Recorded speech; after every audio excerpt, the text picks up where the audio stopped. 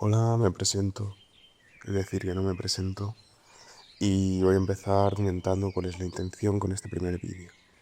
A saber, dejar constancia de mis intuiciones acerca de un tema que me interesa y que por ello lo he estado reflexionando. Nada más. El objetivo primero no es compartir mis ideas, sino que tiene más que ver con desarrollarlas. Esto entronca con lo que viene, la elección del formato de vídeo, aunque más que vídeo es chapa y más que ensayo es acercamiento. El vídeo es un formato reflexivo que permite, como una clase o conferencia, transmitir un conocimiento oral a partir de un estudio previo y un texto redactado, de manera oral, con la potencialidad de tener el mismo rigor y preparación que cualquier texto escrito, con la característica común al texto de que es reproducible y por tanto perdurable al instante en el que es dicho. Entonces nos alejamos de la concepción de oralidad improvisada que exige el diálogo. El hacer un vídeo para mí no tiene que ver con querer compartir lo que pienso, creyéndome que es novedoso e importante. Eso es la consecuencia o la razón segunda. Tampoco tiene que ver con la familiaridad que tengo con el formato de vídeo o con la plataforma. Eso solo me lo hace más fácil. El hacer el vídeo responde a mi incapacidad infantil de escribir sin ningún objetivo, cualquiera que sea, ya que si escribo un texto no va a ver la luz. No lo va a leer nadie, aunque lo difunda en mi esfera privada y no va a ser publicado, por supuesto. Entonces se habría quedado en una serie de notas que no se relacionan entre sí, porque sin objetivo no estaría desarrollándolas y descubriendo por ello lo que creo en realidad, que como todo el mundo no lo sé hasta que lo pienso. Por tanto, no es más que una forma de obligarme. Antes de continuar con la chapa, decir que la forma en la que se va a abordar el tema es el ir a la raíz. O lo que es lo mismo sobre explicarlo todo. Pues no creo que se pueda hablar de algo sin entender de qué se está hablando. Que es lo que pasa con la opinión superficial que se manifiesta con el a mí me parece. Que por muy simple que sea el tema que se trata, solo puede evocar opiniones erróneas. Ya que aunque se llegase a la solución correcta por casualidad o intuición, las afirmaciones serían falsas y la reflexión, que es lo importante, superficial y poco nutritiva. Porque no se sabe de lo que se habla, o en un diálogo aparte de no saber de lo que uno dice, no se sabe lo que el otro dice.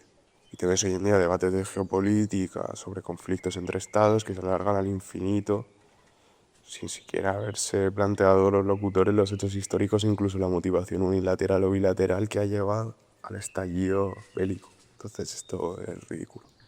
Otro tema es si lo que pretenden es conocer o más bien su sola opinión como reafirmación de uno mismo. Y en consecuencia se busca la superioridad por comparación. Por tanto, más que acertar, hay que ir a la raíz, sobre todo en un sentido de pensamiento, de concepción del hecho. Pues como mínimo hay que saber qué es y luego ya saber de qué se habla, aunque eso ya es más difícil.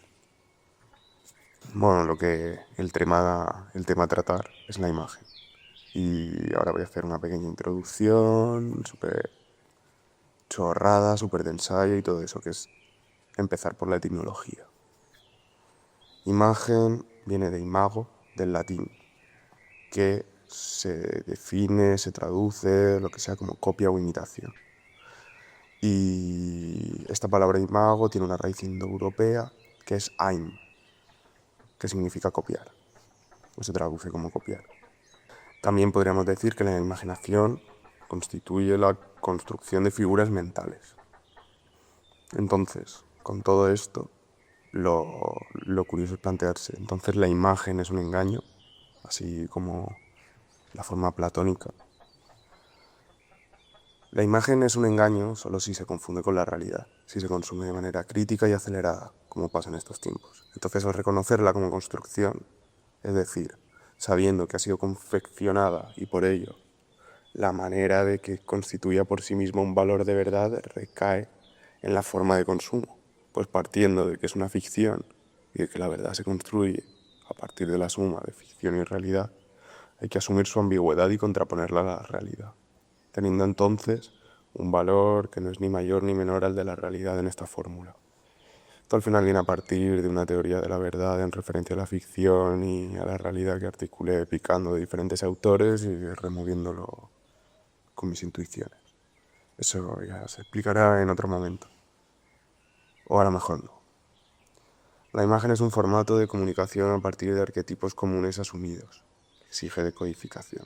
Respecto al lenguaje, la imagen exige hasta en su mínima unidad el aporte subjetivo del interlocutor. ¿Y esto por qué? Y ahora lo explicaremos. Entonces, ¿cuál es la unidad mínima de la imagen?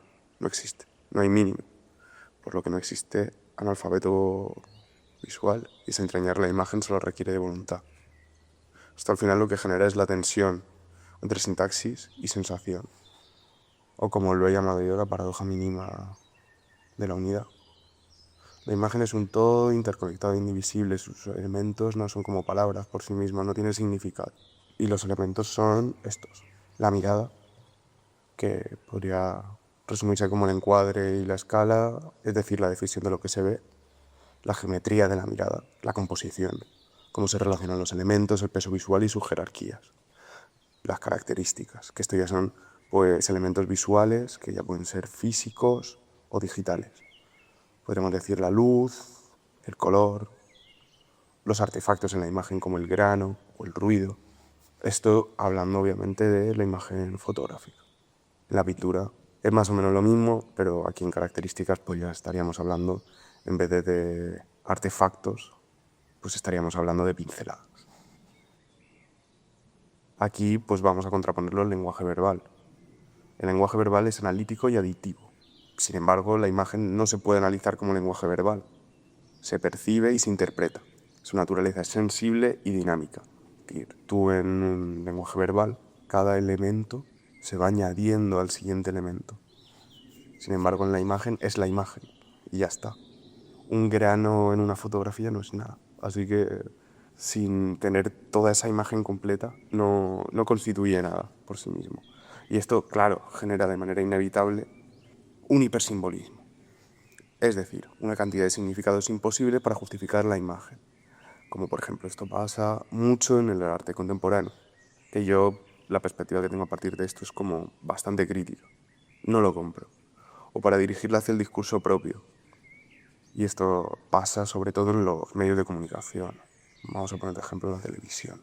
Aparte de que estábamos en la época de la manipulación de la imagen, a saber, la representación de la realidad pasa a ser la representación de uno mismo. Esto sobre todo en los medios de comunicación.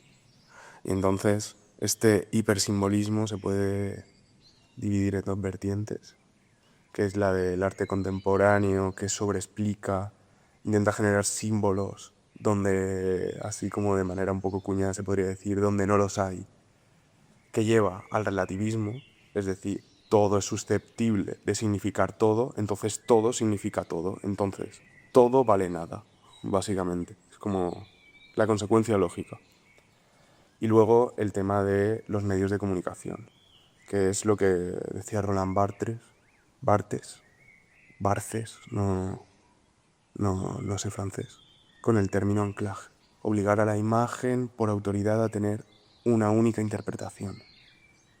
Y aquí ya, pues, no sé, en mi cabeza se enlaza como el chiismo islámico, que a partir de la concepción esotérica del texto dispone al gobernante o imán de la autoridad divina de la interpretación del Corán, siendo en estos casos el texto más interpretable justificación de mayores imposiciones, que parece a lo mejor que sería al revés, sería al contrario, de que la gente más fundamentalista, más yendo al texto, pues fuese la que consecutivamente impusiese más valores restrictivos a sus habitantes. Sin embargo, pues la libre interpretación al final aquí sirve como para la justificación de ir más allá y a partir de esa imposición generar otra.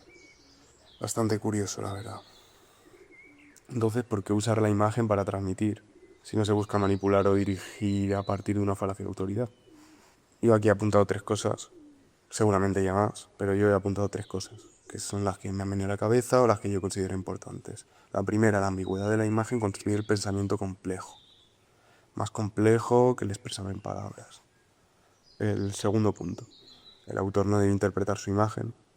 Esto es casi una regla, un imperativo, porque al ser un lenguaje más rico que la palabra, debido a esta ambigüedad, minimizaría el contenido que incluso él mismo ha tenido en cuenta en la creación. O a lo mejor no ha tenido en cuenta y es una expresión ya yendo al psicoanálisis de su inconsciente o lo que fuese. Y ya, pues, tercer punto, su facilidad de consumo. Ya que teniendo vista, si no se tiene, pues obviamente no se puede consumir o no se puede percibir, se te presenta la imagen inevitable. Es decir, no puedes, en la mayoría de ocasiones, no verla. Incluso a nivel publicitario, de marketing y todo eso, la imagen se coloca en un sitio aposta para que sea inevitable el no verla, para que tú la tengas que ver, 100%. Todo lo comentado me lleva a una ética de la imagen, fundamentada en la distinción entre poética, como lo estático, y la narrativa, como aquello que está en movimiento. La pregunta que surge a partir de esta distinción es: ¿una imagen posee narrativa? Vamos a comenzar. La poética es sostener un instante y la narrativa es soltarlo. Por tanto, la poética es esencial para la asimilación. Leer mucho, ver mucho, no sirve de nada. Se lee mucho, pero no se dedica el tiempo suficiente. Si estás puesto, tranquilo, no vas tarde. Si no estás puesto, ponte. Por tanto, aquí lo importante no es la cosa en sí, sino cómo se percibe. Por tanto, lo importante es el sujeto receptor, el espectador. Una imagen es poética en cuanto que alguien se detiene a contemplarla como momento, y narrativa en cuanto se deja de contemplar y se huye, se olvida o se construye a partir de ella.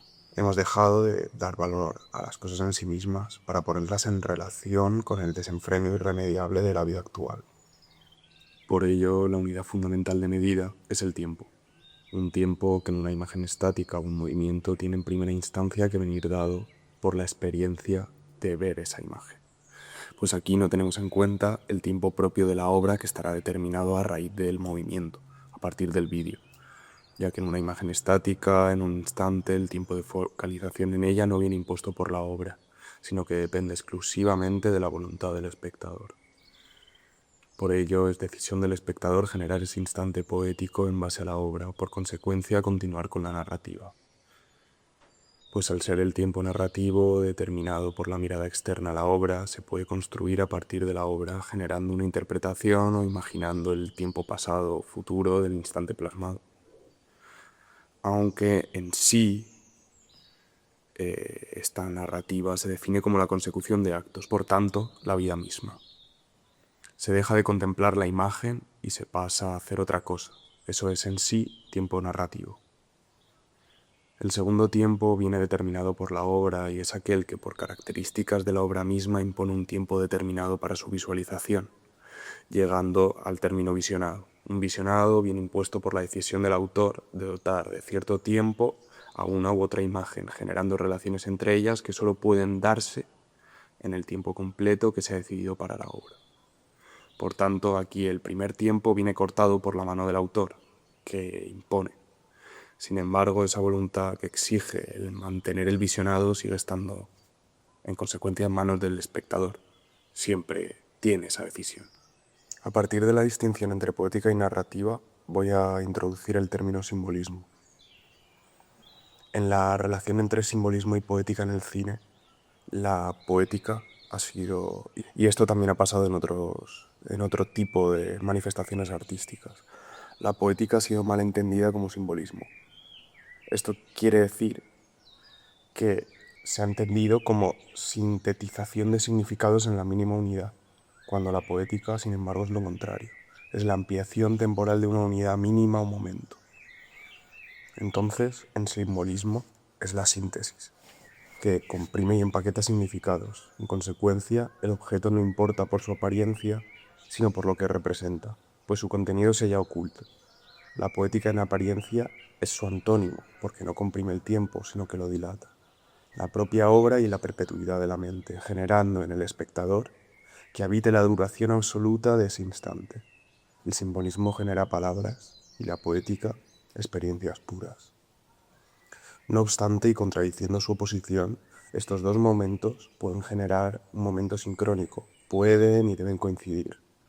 pues lo simbólico no llega a producirse sin lo poético, en sus dos acepciones, lo dado por el formato de la obra o por la mirada del espectador. Esto es, no se puede hacer un análisis de símbolos sin contemplar la obra en sí misma, sin la voluntad, que está determinada por filias o conexiones y acompañadas por el tiempo y la velocidad. En términos de Panofsky, es necesario el análisis preiconológico para llegar a la narrativa que se crea tras descifrar los símbolos, una narrativa que no es la superficial, sino que se da tras el análisis en tercer término. El símbolo requiere de tiempo. La pausa puede ser útil, pero la poética, aunque transforme ese tiempo interno parado en beneficio respecto al mundo externo, no es suficiente. Cabe recordar que lo externo es influible, pero no controlable. Y es por eso que la influencia, en primera y última instancia, tiene que ser en base al sujeto, a la propia persona. El tiempo poético no ha de percibirse como útil, ha de concebirse y valorarse en términos de uno y no en ojos de otros, que en suma no son nadie. Empezamos buscando el sentido de la imagen en la copia, y Mao.